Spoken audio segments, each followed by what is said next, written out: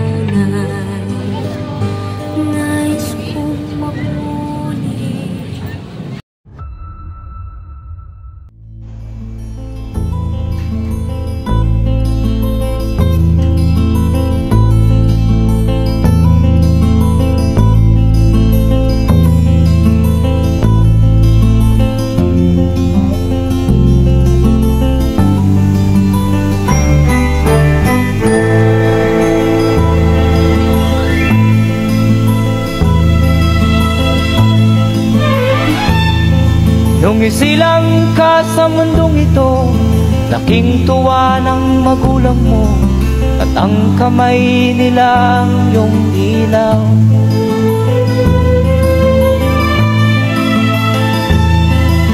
At ang nanay at tatay mo'y di malaman ang gagawin, namasdan pati pagtulog mo.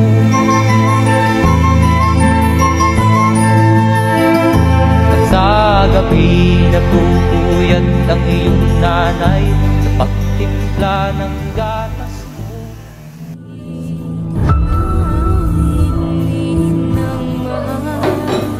Awit ng pag-ibig habang ako'y nasa luyan.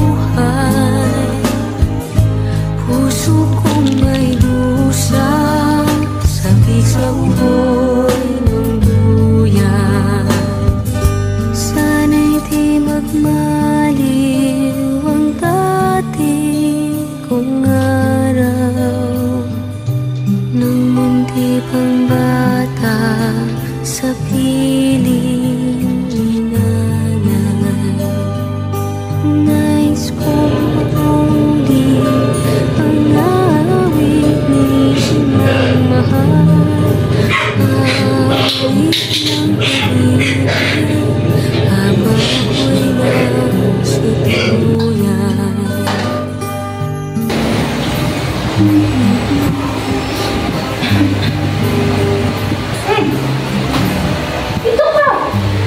Ano, may kailangan ka? Kamusta sa eskwela mo? Sabi ng teacher mo, absent ka. Okay ka lang ba? May nagdag ka ba? Ano ba? Makain ka? Ano gusto mo?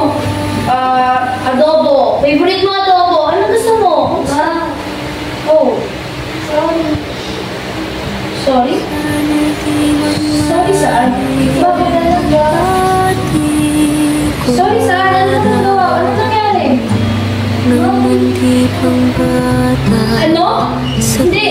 At pakiulit. Mali ata ang mandinig ko, ano? Ano din sa mga? Kulay yan. Hindi magandang biro yan.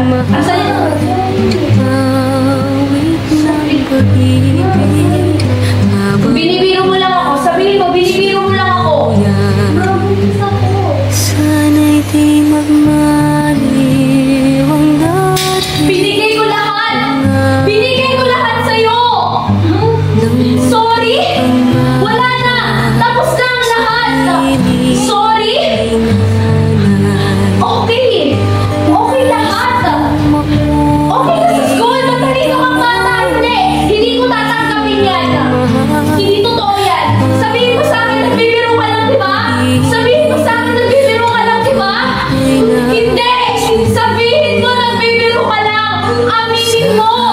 Hindi ako naniniwala. Matalino kang bata, Lydia. Matalino kang bata. Hindi totoo. Hindi totoo. Tulong mo kasi nung napunti sa'yo. Sinong ama?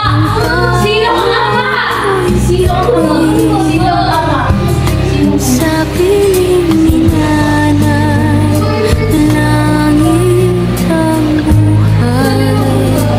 Sorry, kalma. Puso kong may dusa Parang napakadali sa'yo sa piling. Ibig sabihin, Sana'y di mapakukulong pena mo! In the Philippines' biggest maternity hospital, a baby is born every few minutes. And often the new mothers are just children themselves. With the legal age of consent just 12, teen pregnancy is on the rise here, prompting many to turn to a shadowy underworld for help.